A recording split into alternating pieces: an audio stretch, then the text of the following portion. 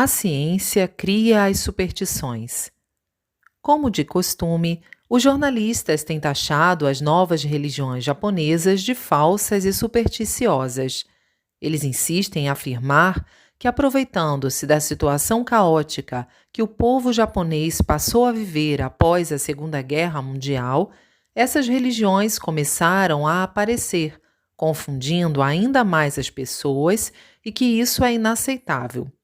Eles ficam presos a isso e nem tentam descobrir as causas desse fenômeno. Definem que as novas religiões são todas falsas e supersticiosas, baseados apenas em boatos e em seu entendimento pessoal. Não podemos deixar de nos sentir decepcionados com a superficialidade da visão desses jornalistas. Por esse motivo, como um de nossos deveres, sentimos a necessidade de prestar-lhes um grande esclarecimento. Não queremos condenar totalmente essa atitude, pois, como a base de seu raciocínio é materialista, é natural que eles definam como superstição tudo aquilo que não veem. Se estivéssemos em seu lugar, obviamente, agiríamos da mesma forma. Negando-se, porém, a existência do invisível, como ficaria o mundo? Talvez o materialismo levasse a uma situação calamitosa.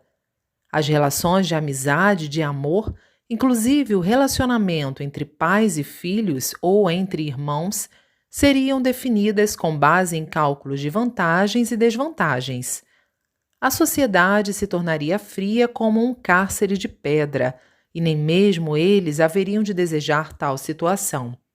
Vemos, pois, que o modo de pensar dos jornalistas a que nos referimos é limitado e sem profundidade. Analisemos a situação real do mundo em que vivemos. Talvez não se saiba, mas é considerável o número de pessoas supersticiosas entre a classe dos intelectuais que possuem formação de nível superior. Há tempos, li uma estatística sobre os diferentes tipos de superstições que existem em cada país, e a Alemanha, considerada uma das nações mais avançadas no ensino das ciências, acusava o maior número. Desse modo, notamos que a ocorrência de superstições é diretamente proporcional ao avanço da ciência. Sendo assim, qual seria a causa disso? Eis como interpretamos o fato. Durante longo tempo, recebemos, nas escolas, um ensino materialista, cujas bases são teóricas.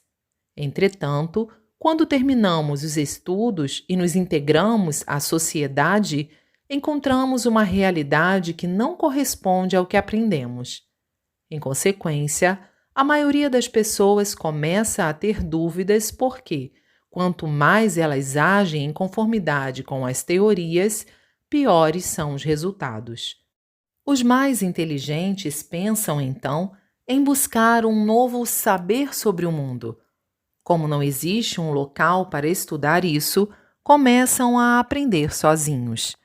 Alguns se formam em pouco tempo, outros, todavia, levam muitos anos. Trata-se, na verdade, de um segundo aprendizado, praticamente o oposto do primeiro, que custou tanto sacrifício. Contudo, é um aprendizado prático e confiável, que traz resultados positivos se aplicado no dia a dia.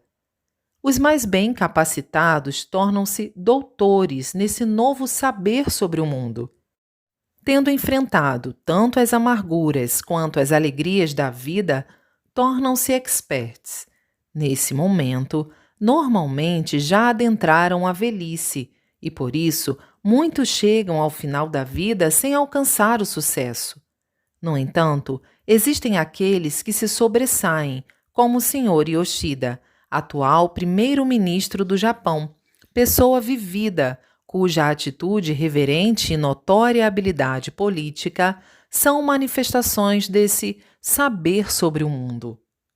Com essa explicação, penso que entenderam a causa das superstições.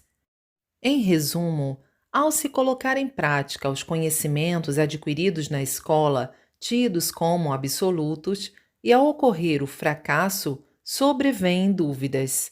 Nesse momento, torna-se muito fácil as pessoas ingressarem em religiões falsas e supersticiosas.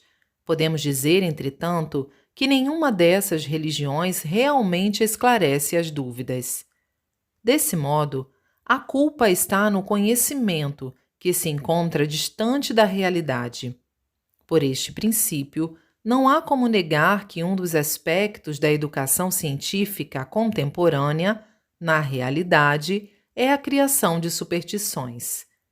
Para finalizar, quero dizer que reconhecemos que, atualmente, as religiões falsas e supersticiosas são numerosas, como dizem os jornalistas, mas achamos errado generalizar, porque, sem dúvida, existem algumas às quais não cabem tais designações. Ora, definir como superstição aquilo que não o é também constitui uma espécie de superstição. Nesse sentido, gostaria de pedir aos jornalistas que continuem denunciando as religiões falsas e supersticiosas, mas que tomem cuidado para não taxarem com esses termos as que não o são, pois esse procedimento representa um obstáculo para o progresso da cultura. 30 de janeiro de 1950.